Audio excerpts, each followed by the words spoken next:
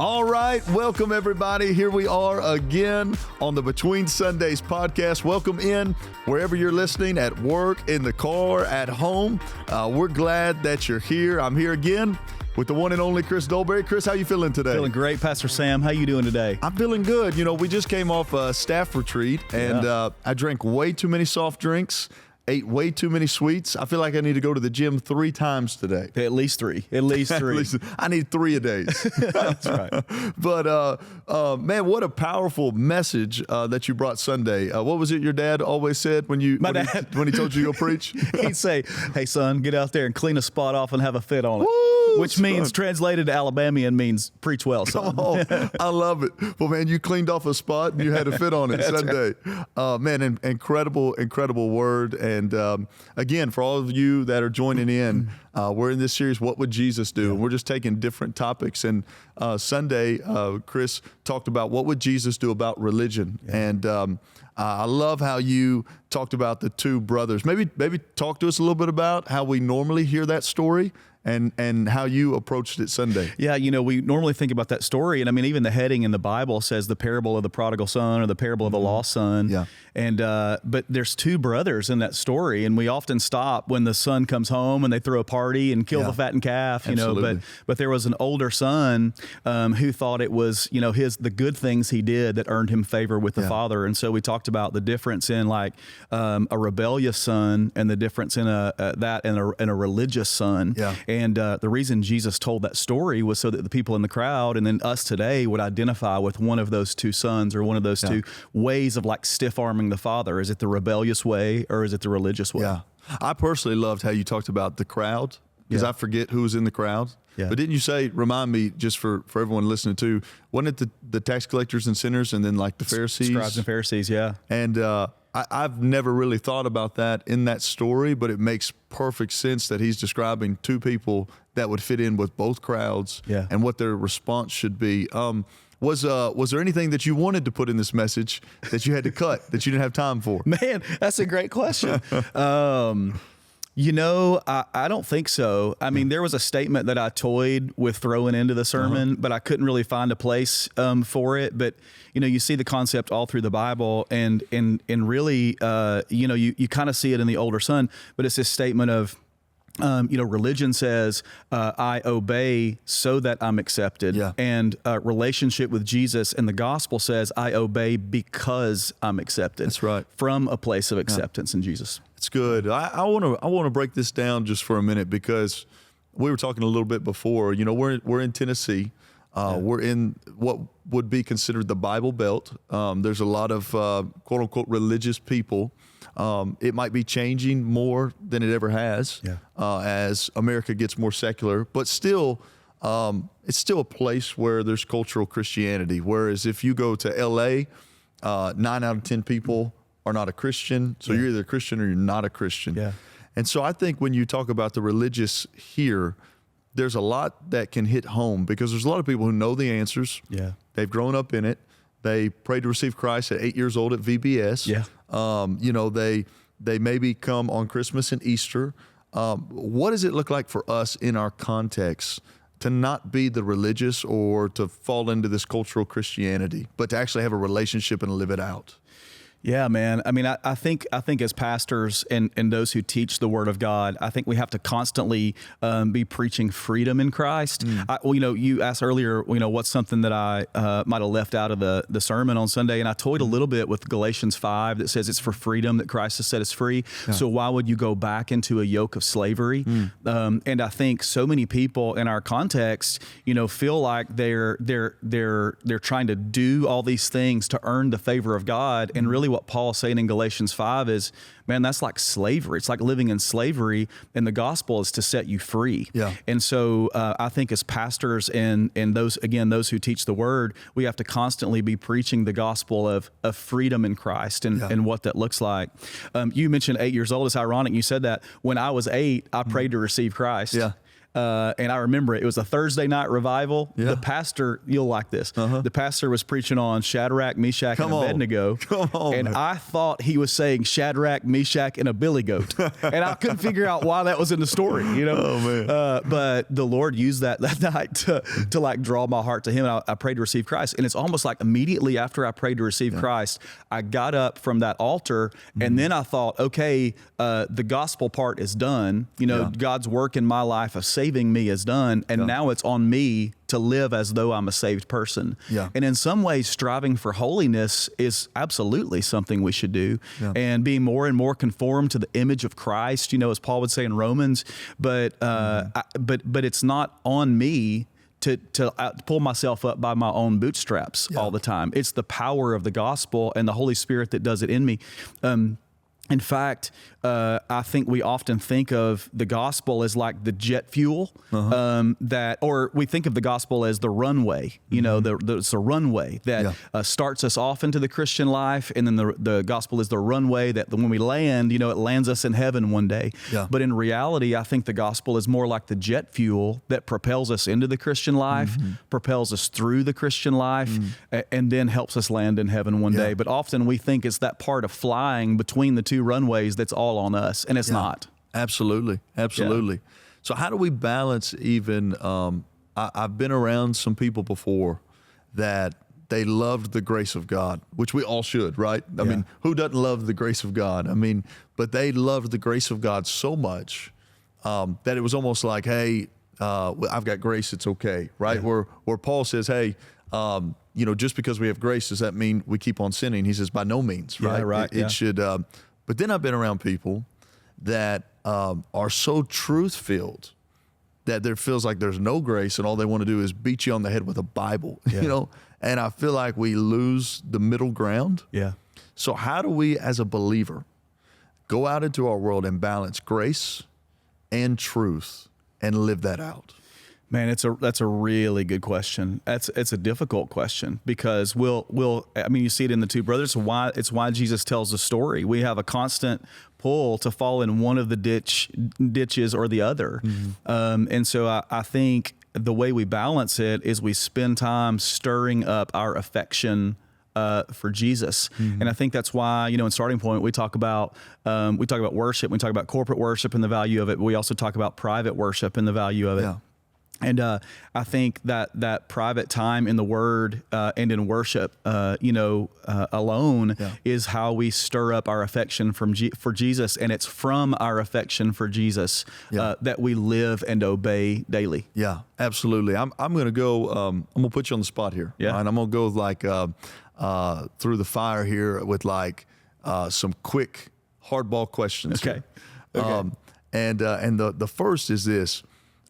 Why do you think sometimes in the South or here, kind of in our context, do we see people increase in Bible knowledge, but not in spiritual activity? Yeah. I mean, you saw it with the Pharisees, right? They knew the Word. They lived to obey the Word and memorize it and teach it.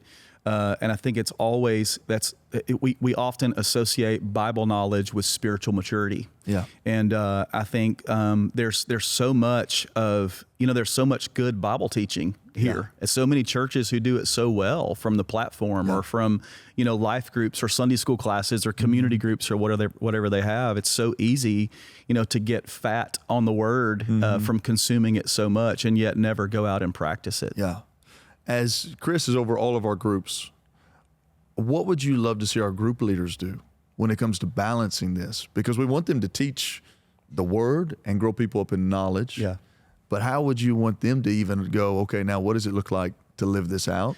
Yeah. And have activity? That's a great question. I think we part of being a disciple of Jesus is knowing thinking the way Jesus thought, so knowing things, but then also doing what Jesus did, acting things. Yeah. And so I think sometimes, in life groups, we'll teach the lesson, get through the material or the curriculum and go, okay, good, we did it today. Yeah. But I think a good life group session, gospel community session is where you go from head, then to heart, and then to feet and hands. And so, when we train leaders to go, man, what does the Word say?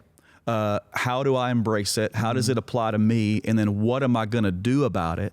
You know, that's the feet and hands piece. Yeah. And then in community groups, the question I always encourage leaders to ask is then how can we help each other live that out? And so when you start processing those questions of what am I going to do about what I just read and heard? And then how can we help each other live that out? I think you're able to get conversation going to move people from head and heart then out to feet and hands. Yeah. Who is it? You know, I know many people have said it. Maybe it's Josh Howton, I think I've heard say it. Shout out to Josh Howton, our friend, and but that our biblical knowledge at many times outpaces our biblical obedience, or somewhere to that degree is the quote. And I just want to hit on this a little bit because I think it's so important in our context when we think about this.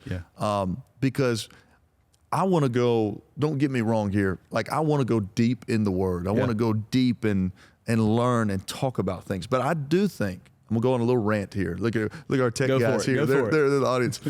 I do think that there is a big balance that we have to have because sometimes the people that are wanting to go deep, we have to ask the question, are you practicing even the things that you know? How hard is it to love your neighbor as yourself or to love your enemies? You want to go deep? That's deep. Like, love your enemies. How do we do that? And I'm not saying that we don't need to dive into the tough things. At some point, we're going to do a series on end times and Revelation because that was a big question people had.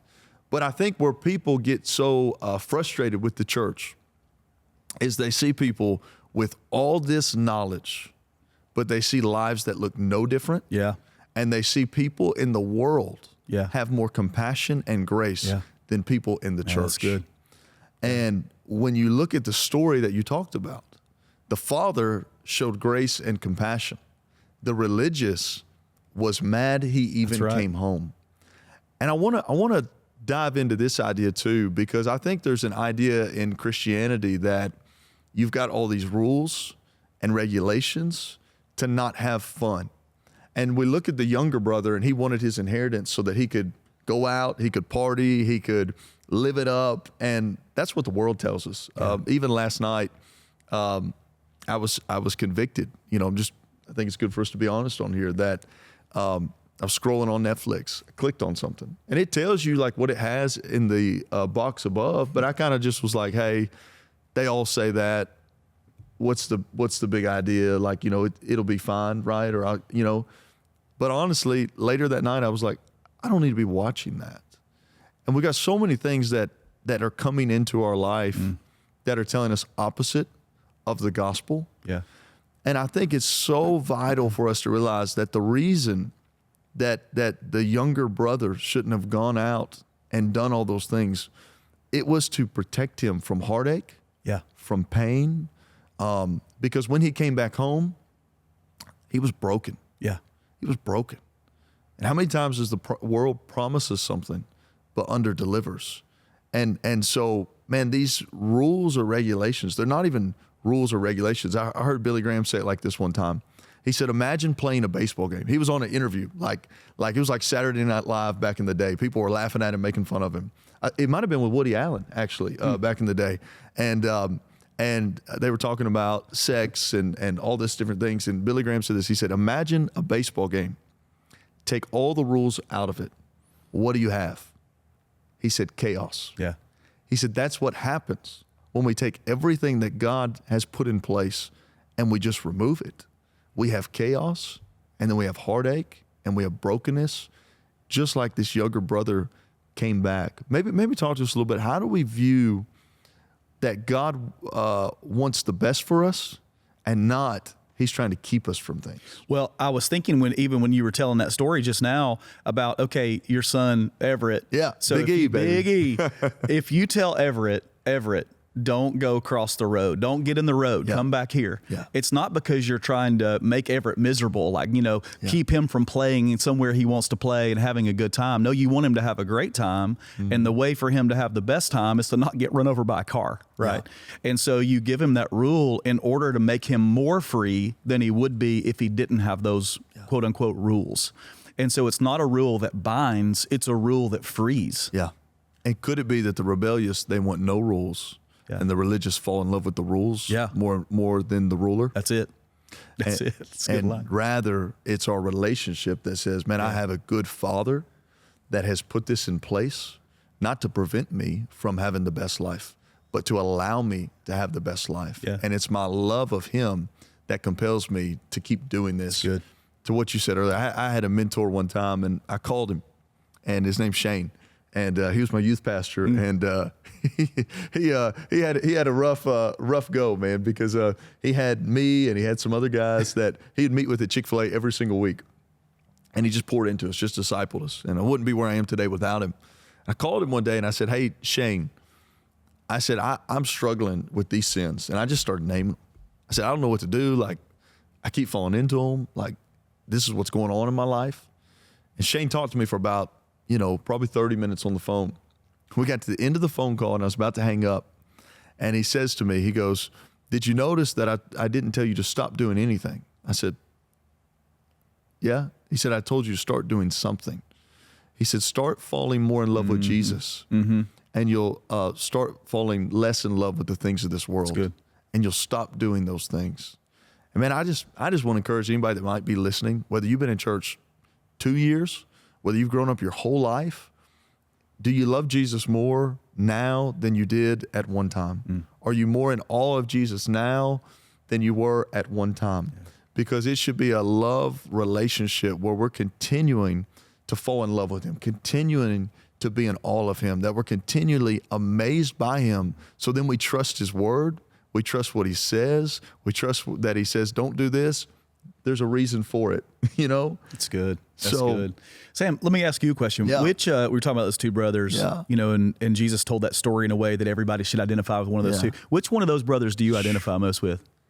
Man, I think what's hard for me is I think I've seen myself in both of them at different seasons of my life. Yeah. I think at times I've been the rebellious, and at times I've been the religious, and more like, hey, why is this guy, getting this when he hadn't done anything, right? Yeah. Because in some ways, you look at the older brother, I am an older brother, and you go, man, he did everything right. Yeah.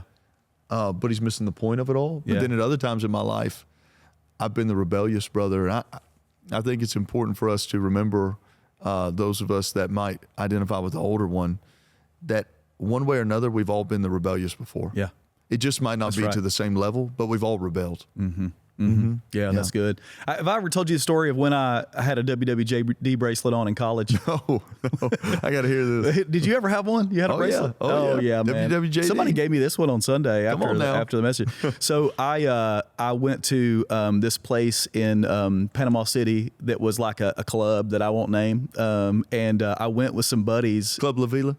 See, I wasn't going to name it. Why'd you go there? I've just heard that is what it's called. But I went there, and I felt really, really bad about it. But then I got there, and we were like going from one room in that place to another, and I had my WWJD bracelet on, and the door handle caught my bracelet and pulled it off. Oh. And I honestly felt like it was the Lord in that moment saying, this is not what Jesus would do. So get out of here, kind of thing. But I was definitely the kid growing up. Yeah. And really until, golly, man, I was probably 35 until I think I really understood the gospel, because I lived my whole life trying to make God happy and thinking that God was perpetually mad at me because I didn't follow the rules good enough. And so I spent all this energy and time and effort just striving to like do the best I could for Jesus to make him happy with me, because I was afraid, I think I said this on Sunday, but I was afraid that God was like Zeus, somewhere ready to throw a lightning bolt at me and smite me because I messed up, and so I learned that, man, God wants to set me free from that. The gospel is freedom from, striving. In fact, I think it was Buddha's last words. He said, strive without ceasing.